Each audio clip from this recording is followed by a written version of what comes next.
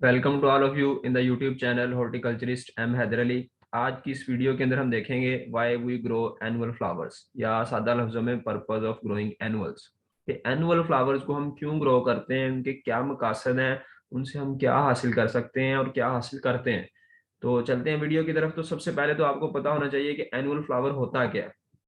फिर हम देखेंगे कि उसके पर्पस क्या है, उसको हम ग्रो क्यों करते हैं। ठीक है, एनुअल फ्लावरिंग प्लांट बेसिकली हम उसको कहते हैं जो पौधा हमने लगाया और वो एक ही सीजन के अंदर अपना जो है वो लाइफ साइकिल कंप्लीट कर लेता है। किसी भी पौधे का जो लाइफ साइकिल होता है वो होता है सीड से सीड तक। ठीक है, यानी हमने सीड लगाते हैं एनुअल फ्लावर्स का, हम उसकी वेजिटेटिव ग्रोथ होती है, उसके पत्ते निकलते हैं, उसकी ब्रांचेस निकलती हैं। उसके बाद होती है उसकी रिप्रोडक्टिव ग्रोथ, उसके ऊपर फूल लगते हैं और फूल के अंदर सीड बनता है। तो सीड से लेकर सीड तक इसको कहते हैं पौधे का लाइफ साइकिल। तो एनुअल फ्लावरिंग प्लांट्स या एनुअल फ्लावर्स वो होते हैं जो एक ही सीजन के अंदर अपना ये वाला लाइफ साइकिल कंप्लीट कर लेते हैं। इसके ऑपोजिट कुछ पौधे बाइनियल्स होते हैं, कुछ पीरियल्स होते हैं। बाइनियल दो सीजन्स के अंदर अपनी seed to seed life cycle को कंप्लीट करते हैं, जबकि पीरियल्स कई सालों में, कई ग्रोइंग सीजन में जाकर अपना ये लाइफ साइकिल कंप्लीट करते हैं। तो एनुअल्स हम देखेंगे कि एनुअल्स को हम क्यों लगाते हैं। बड़े शॉर्ट ड्यूरेशन ये पौधे होते हैं तो बड़े खूबसूरत हमें प्लांट देते हैं, इसीलिए हम इनको टेम्परेरी विजिटर ऑफ गार्डन भी कहते हैं, क्योंकि ये चंद माह के लिए, 2 माह 3 माह 4 माह के लिए हमारे गार्डन में आते हैं। उसके बाद इनका सीजन खत्म हो जाता है और ये सीड प्रोड्यूस करके पौधे डेड हो जाते हैं, इनकी डेथ हो जाती है। ठीक है जी, तो चलते हैं इनके पर्पस से पहले हम थोड़ा सा देख लें कि इनको सक्सेस लेने के लिए कौन से फैक्टर है। सबसे पहला जो फैक्टर है वो ये है कि यूज विगरस सीडलिंग प्लांट्स और सीड्स। दो तरीकों से हम एनुअल फ्लावर्स को ग्रो कर सकते हैं, एक बीज से और दूसरा नर्सरी से, जिसको हम छोटी छोटी सीडलिंग कहते हैं। ठीक है, सीड भी आपको मार्केट में छोटे छोटे पैकेट्स की फॉर्म में एनुअल्स का मिल जाता है, या आप सीजन में नर्सरी में जाएं तो वहां से आपको सीडलिंग मिल जाती है, नर्सरी मिल जाती है। छोटे छोटे पौधे होते हैं, उनको आप घर आकर ट्रांसप्लांट कर सकते हैं। तो सबसे पहला ये है कि चाहे सीड लेकर आए चाहे नर्सरी लेके आए, वो विगरस होनी चाहिए, हेल्दी होनी चाहिए, बीमार पौधे ना हो, बीमार सीड ना हो, खराब ना हो, एक्सपायर हुआ हुआ ना हो। इसी तरह नर्सरी ले रहे हैं तो उसके अंदर पौधे सेहतमंद हो, उनकी ग्रोथ अच्छी चल रही हो, स्ट्रेस ना हो उनके ऊपर।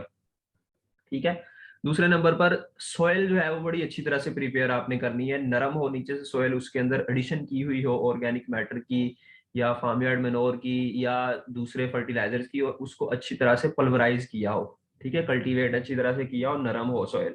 तीसरे नंबर पर seed sowing at proper time. इसके साथ साथ seed sowing at proper depth, ये दो चीजें बहुत इंपॉर्टेंट है। एक तो टाइम होना चाहिए क्रॉप का, किसी भी फ्लावर का।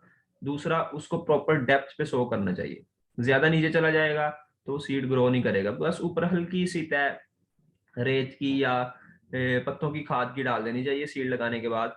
और पॉट्स में कोशिश करें या प्लास्टिक की ट्रेज के अंदर नर्सरी को ग्रो कर लें। ठीक है, नर्सरी से लगाएं तो एनुअल फ्लावर्स की ज्यादा अच्छी क्वालिटी प्रोड्यूस होती है, अच्छी क्वालिटी के फूल लगते हैं, ज्यादा सक्सेस मिलती है। और अगर आप सीड को ब्रॉडकास्ट करें तो फिर इतनी ज्यादा सक्सेस नहीं मिलती। अगर सीडलिंग से लगाएं, आप नर्सरी खरीद के ला रहे हैं तो और भी अच्छी क्वालिटी के प्रोड्यूस होते हैं।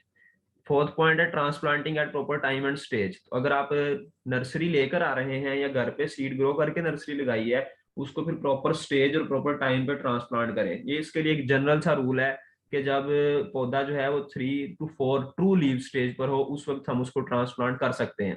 ठीक है, ये विंटर के अंदर बनते हैं तकरीबन 25 से 30 दिन, और स्प्रिंग के अंदर ये जो स्टेज है ये 15 से 20 दिन में आ जाती है। हाँ, कुछ क्रॉप्स बाद का स्लो ग्रोइंग होती है, उनके लिए कुछ दिन ज्यादा भी लग सकते हैं, अदरवाइज जनरली 20 के राउंड अबाउट +- 5 डेज ये स्टेज आ जाती है, आप उसको ट्रांसप्लांट कर सकते हैं। नेक्स्ट है प्रॉपर प्लांटिंग डिस्टेंस। हर फ्लावर का प्रॉपर प्लांटिंग डिस्टेंस होता है। अगर जो छोटे पौधे हैं उनको आप 6 इंचज या 9 इंचज के ऊपर ट्रांसप्लांट कर सकते हैं, अगर थोड़े बड़े पौधे हैं तो उनको 9 से 12 इंचज के ऊपर ट्रांसप्लांट करें, ताकि आपको अच्छी क्वालिटी के और अच्छे साइज के फ्लावर मिले। ठीक है, कुछ बहुत छोटे पौधे हैं उनका हम डिस्टेंस 6 से कम भी कर लेते हैं। Next good management practices like timely irrigation, proper nutrition, plant protection. इसके अंदर सारी की सारी हमारी जो कल्चरल प्रैक्टिसेस हैं वो आ जाती हैं, कि पानी उनको टाइम से दें। एक तो फौरन सीड लगाते हैं या नर्सरी ट्रांसप्लांट किए फौरन पानी देना है। ठीक है, दूसरा, आप एनुअल्स को कभी भी इतना पानी ना देने के पौधे उसके अंदर तैरने लगे। ठीक है, सबमर्ज कंडीशन में चले जाएं, कभी भी इतना पानी नहीं देना।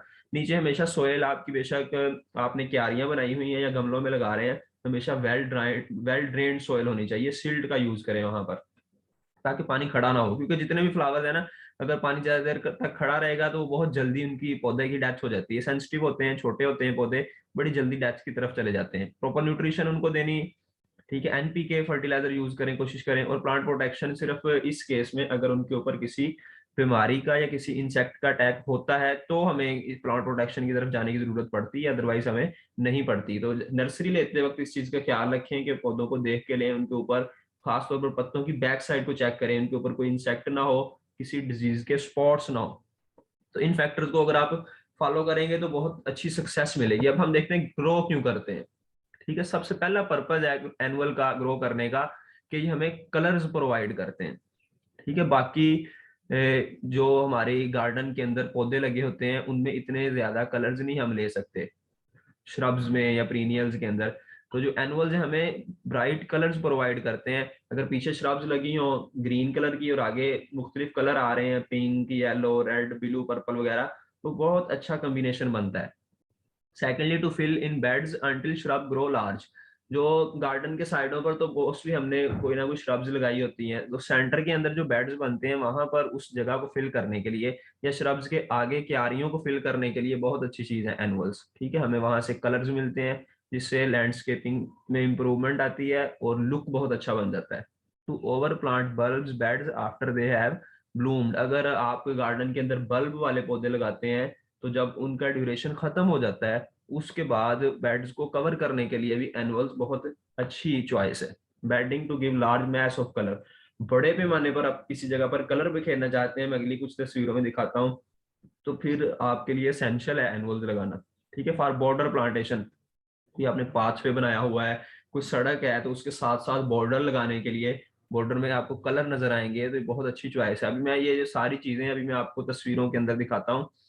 ठीक है, for low ageing around the beds and walls, आपने क्यारियां बनाई हुई हैं उनके एज बनाने के लिए, ठीक है, उनको कवर अप करने के लिए, उनका बॉर्डर लगाने के लिए। क्विक ग्रोइंग स्क्रीन बाय टाल प्लांट्स, ये बहुत अच्छी चॉइस है एनुअल्स की कि बड़ी जल्दी आपको रिजल्ट प्रोवाइड कर देते हैं। ठीक है, फॉर कट फ्लावर्स, कुछ जो है एनुअल्स कट फ्लावर के तौर पर भी यूज होते हैं, तो उसके लिए भी हम लगा सकते हैं। फॉर ड्राइंग पर्पज, फूलों को खुश्क करने के लिए, उसके लिए भी कुछ फ्लावर्स यूज हो सकते हैं एनुअल्स में से।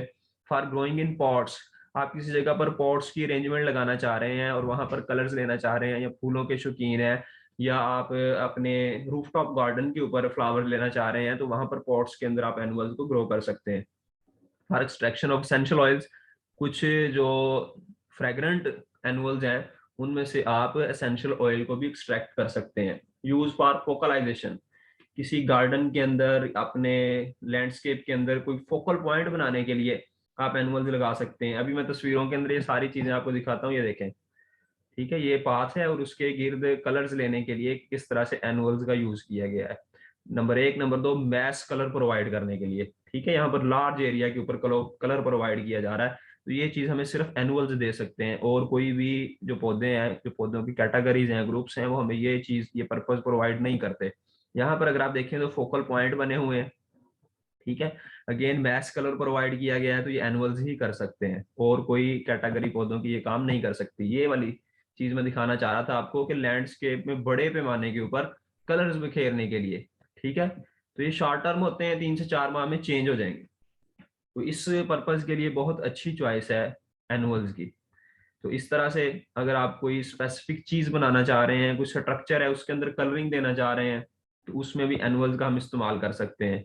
ठीक है, ये आपने मुख्तलिफ पार्ट्स के अंदर देखा होगा, मुख्तलिफ शक्लें बनाई होती हैं और उनके अंदर एनुअल्स लगाए होते हैं। तो ये थी जी आज की हमारी छोटी सी वीडियो। अगर आपको पसंद आए तो लाइक करें, दूसरों के साथ शेयर भी जरूर करें, और मजीद नॉलेज के लिए हमारे साथ रहें। Thank you so much. Allah Hafiz.